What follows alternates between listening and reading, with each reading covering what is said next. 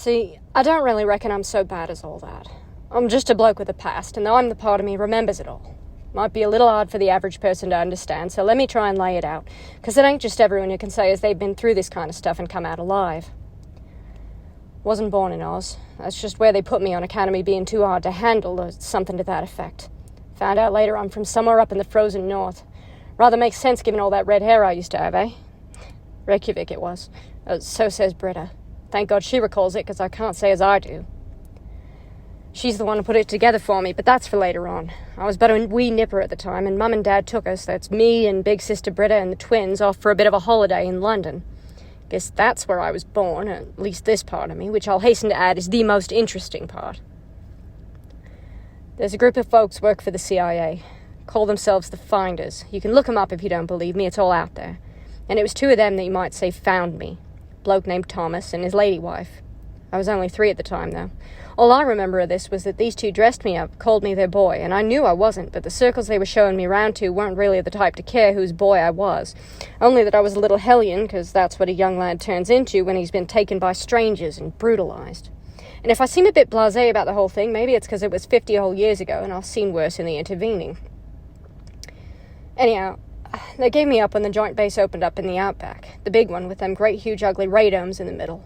And when I say gave me up, I should be saying that they sold me, because that's what it truly was, but that's neither here nor there. And it was there they gave me my training. Put me through hell, more like. Made me fight the other boys from a tucker and go hungry if I didn't. And then it was killing. And it was bunny rabbits, and it was little warriors. Never wanted to do it, mind. Taught me Russian, too, for some reason I didn't grasp then. And then there was this chair. Made me sit in the thing, hooked me up to them wires, made me watch videos, and gave me a little shock here and there. Might interest you to know it wasn't the Aussies done it to me. Nah, it was the Americans. Bloke named Marcus, so I found out later, but us little ones only knew him by his code name. Or maybe it was a name sort of like Malcolm. Haven't quite got my head round it, but it might give you a general idea. Weren't many friends to be had out there. Couldn't really trust anyone, because everyone was being treated the same as I was. Turned into a little monster. But there was one they brought in. Named him after the falls where they found him. Aboriginal lad, got picked up on Walkabout. And he and we became thick as thieves.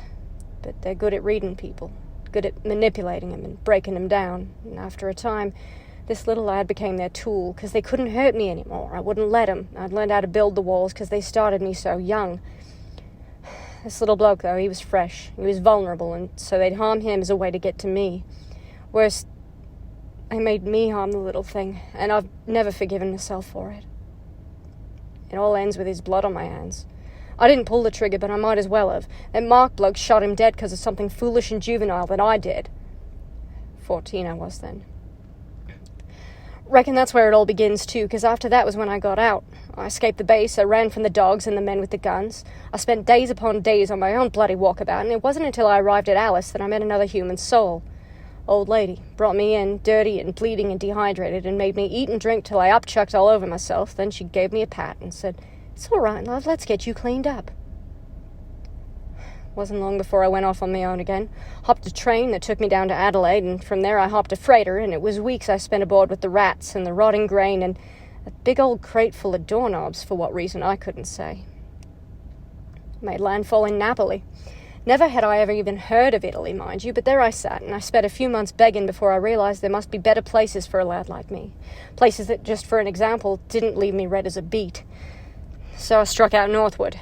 Found a place called Firenze, and there I settled. Did some sleight of hand on the streets to make a bit of money, amused the kiddos, and kept my mind off the other work I was doing, the unscrupulous sort for a family called Chilitza. See, I didn't have any papers, and this was a strictly under-the-table sort of an operation. Reckon the next part started out as me just wanted to blend in, wanting to become another face in the crowd, wanting to be someone regular, someone who hadn't been through all that, wanting to forget what I'd endured. One day it snowed, and at first I had the notion that someone must have pressed the button, if you know what I mean, but after a time I sort of came to my senses and came out of the cellar I'd found to hide in. It was beautiful, that powdered sugar sprinkling atop the Duomo, the orange rooftops all sealed over with white. But it was also bloody cold, and so I found a church and I went inside. There was a sermon going, but I hadn't meant to pay it much mind, only to get warm in the back pews. I was a quick study at Italian, but at this point I was still learning, so I didn't understand it all. Only enough to understand there was this bloke, San Giorgio, who fought this dragon. I reckon that was good enough for me. It was in that church that I realized that I didn't have to be what they made me to be, and so I went about introducing myself as Giorgio, but I had to make up a surname because I didn't reckon that Taylor was going to cut it. And so I called myself Giorgio Mezzanotte because I thought that sounded cool. Maybe a bit poetic. A new day beginning, yeah? Yeah. And this bloke named Giorgio, well, somewhere along the way, he did it. He forgot. It all slipped his mind somehow, and I can't say as I'm not a little jealous. The things they did to me at that place, they broke me up. Cut me in two, maybe more, and me, I was that piece that they made, the piece that endured, the piece that bled and hurt and watched me little mate die on the sand. And he was the little bloke from Reykjavik, the one that floated away when the going got tough. Can't say as I blame him, or myself, as the case may be. Then he met Giacomo Civitelli, and with him Alessia, and they're the normal sort, the tea and biscuits type, the type that will take a person in without knowing a bloody thing about him. But even that sort's got limits. Giorgio's a good lad, you know. Polite. The kind of person likes to sit in the corner and watch whilst the world goes on around him. But a man has to eat, and so on occasion I, or we, or he, or however you want to say it, would take a little jaunt, and he reckoned he could use me, the part of me, or himself, that he thought of as such a monster. We moved to America sometime after that. The three of us, or the four of us, as the case may be, because it wasn't like I had any place important to be. Burned bridges with the Chilita on account of them doing some truly unspeakable things. Turned him into the Carabinieri, in fact, and it wasn't so much that it was satisfying as that it was the only thing I figured I could do. And it was in America that Giorgio found himself most at home. He's good at the living part. I'm better at the surviving. So I got to kick up my heels, be a man of leisure, till he needed me, of course. The Mojave Desert's red.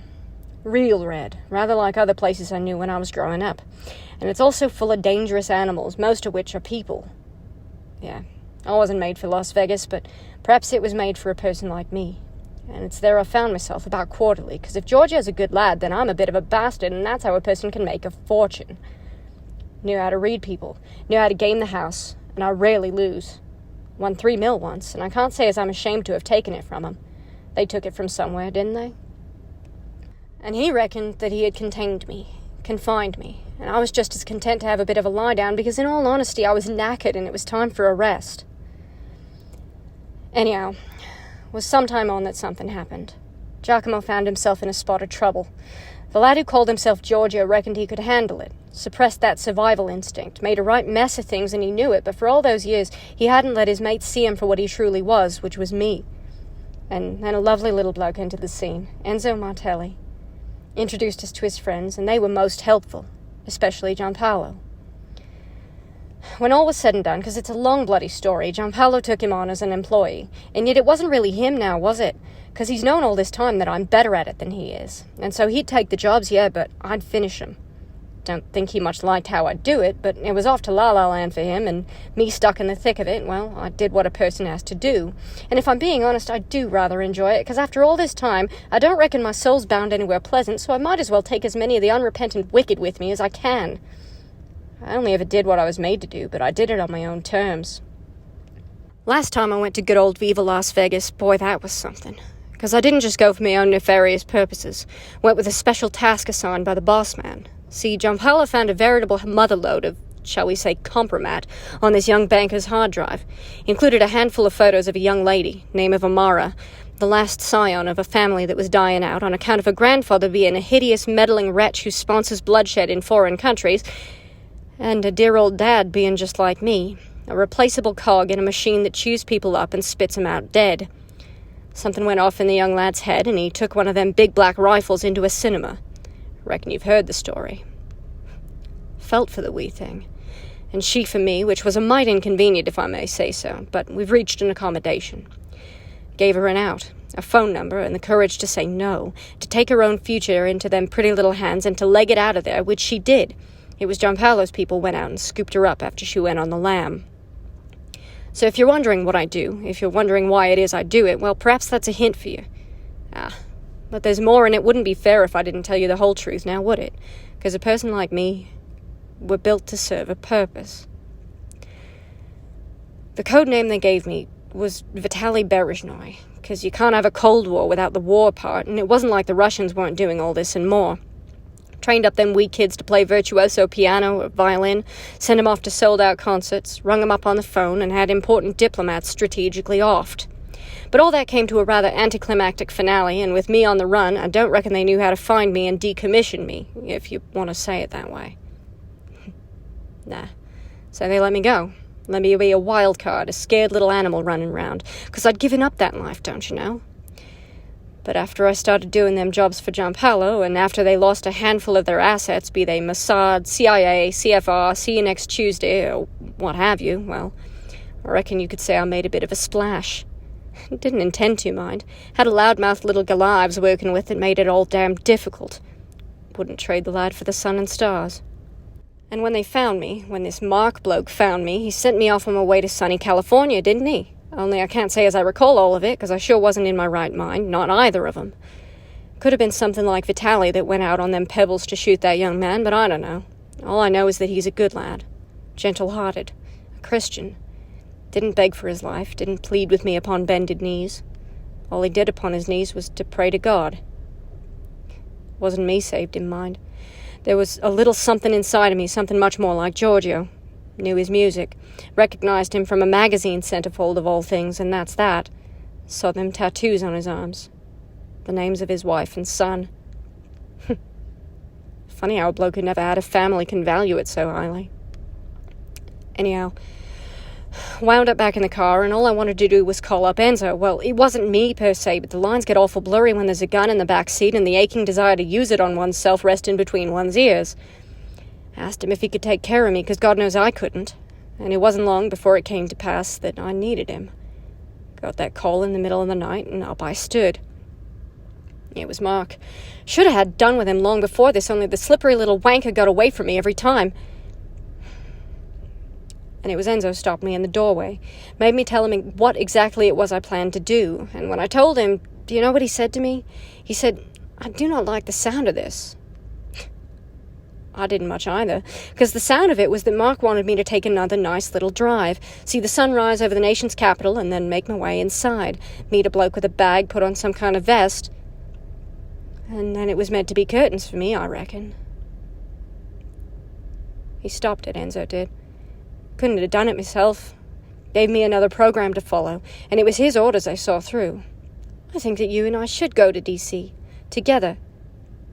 But that wasn't all he had in mind, and, well, there's a reason Mark doesn't own me anymore. Doesn't own anyone on account of him being a dead man. And if you think I'm so bad for ending lives of those who long ago gave up their souls, well, that's nothing compared to what I was meant for. So, yeah, perhaps I'm a bit scary. That only stands to reason. That's what they made me to be.